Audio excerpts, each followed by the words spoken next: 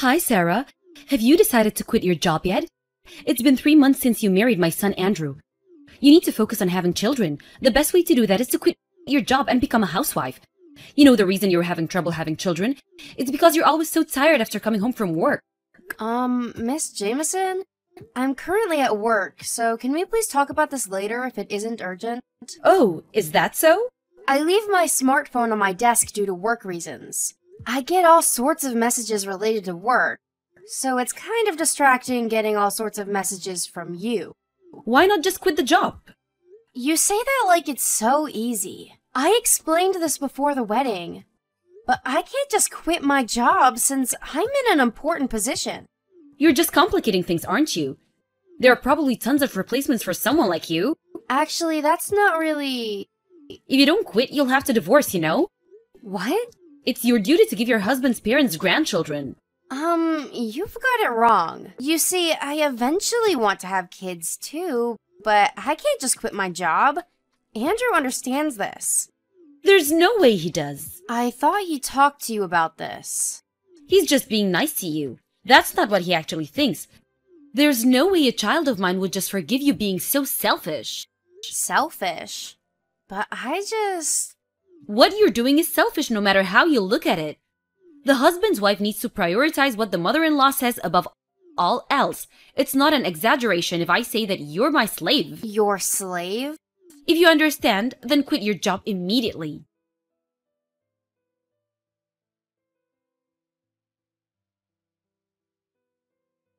Hi, Andrew. Do you have a minute?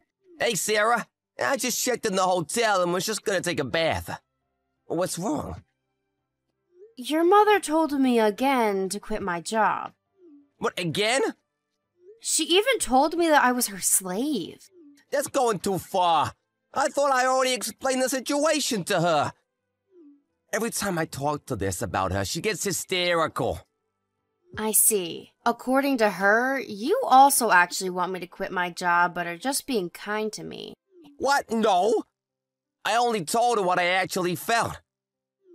The company's gonna be in huge trouble if you just quit. Yup.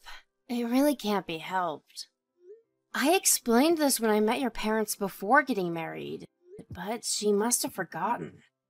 Well, my mom is the kind of person who won't listen to anything a person she thinks is beneath her says. Also, both my grandmother and great-grandmother were the type to quit their jobs once they got married. So maybe she saw this and assumed this was how things were supposed to be. That reminds me. I heard from your dad that your mom quit her job as soon as she got married. Yup, I've heard the same story before. Apparently, Mom really wanted to get married and half-forced Dad into it. Dad at the time was just 2 years into his job, so he actually wanted Mom not to quit her job. But Mom had apparently quit by the time he found out. So he did struggle financially, huh? Yup. Working after hours wasn't as looked down upon as it is today, so that's how he earned the money he needed until he got promoted and obtained a stable position at the company. I see. We've been talking for quite a while now. You see, Dad's asked me for advice or something concerning Mom. Your dad? Yes, I'll explain it to you when I get home. I'll be there tomorrow, so let's talk about what we should do about her from now on as well. Alright. Sorry for bothering you while you're busy. It's fine. It was an important matter. You can talk to me whenever. Okay, thanks. Well, good night. Good night.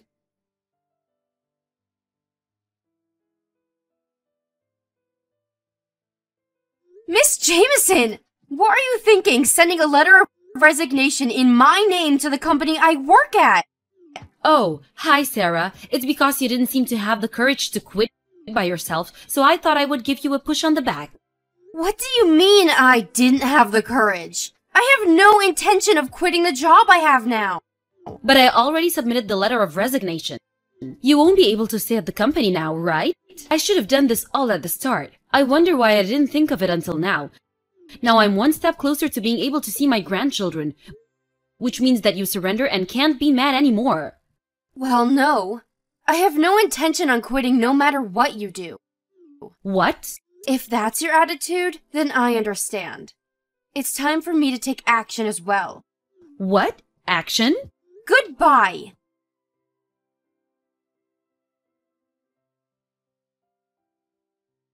Sarah, did you quit your job? Today's a weekday and yet you seem to be home. Or is it that you plan on using up your paid holidays before quitting? Sending that letter of resignation worked great. Well, I guess I better teach you how to be a housewife now. Today's just a day off.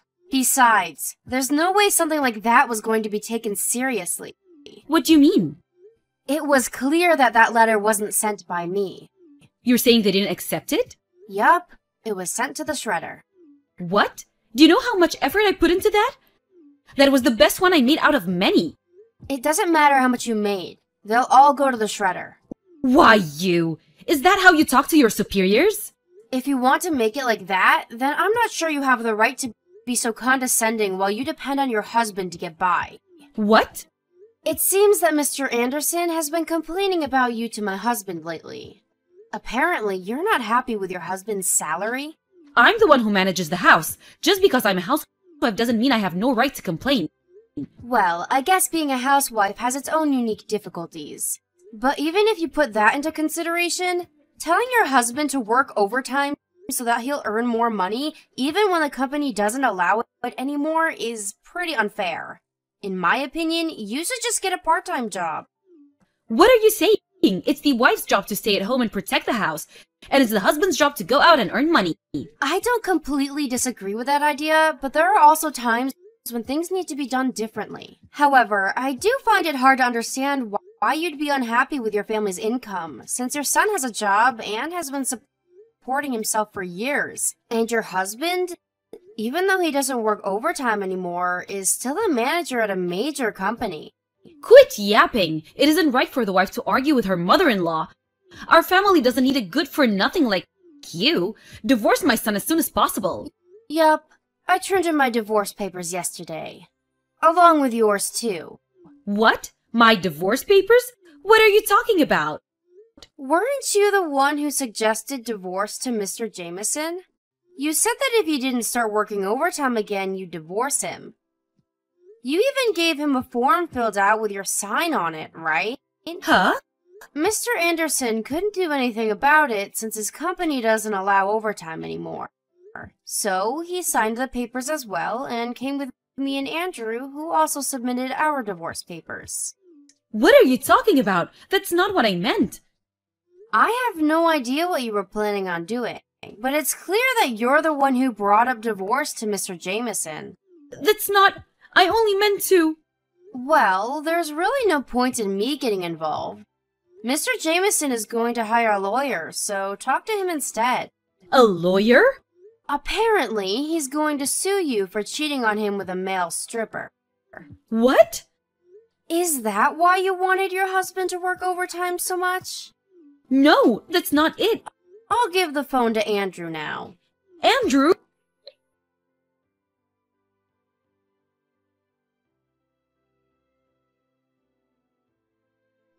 Hi, Mom!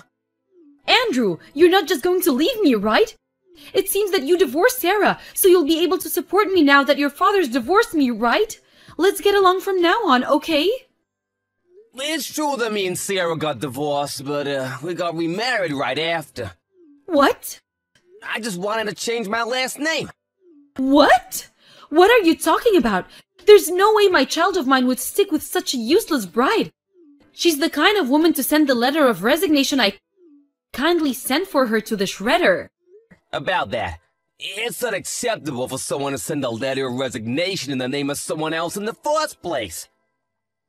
But what are you thinking, sending the CEO's letter of resignation to the CEO?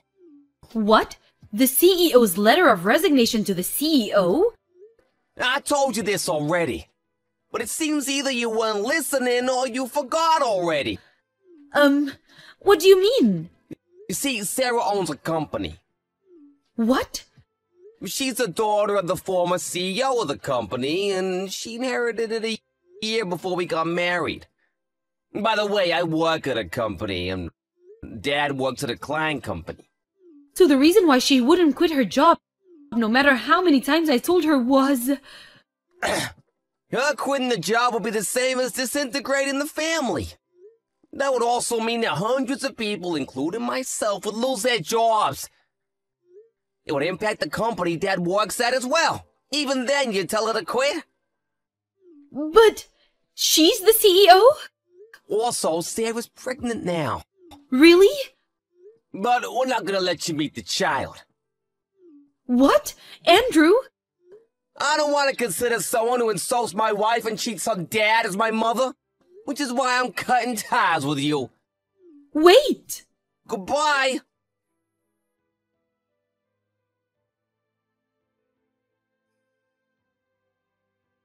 A few days later, Miss Jameson found a cheap apartment she could move into immediately and left the house. Apparently, the money she used on male strippers was taken from her and Mr. Jameson's savings account.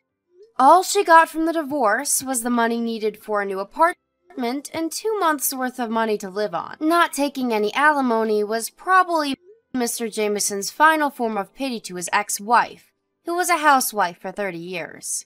But still, it's hard to begin supporting yourself after you haven't had a job for 30 years. It seems that she's having trouble at the part-time job she was finally able to find.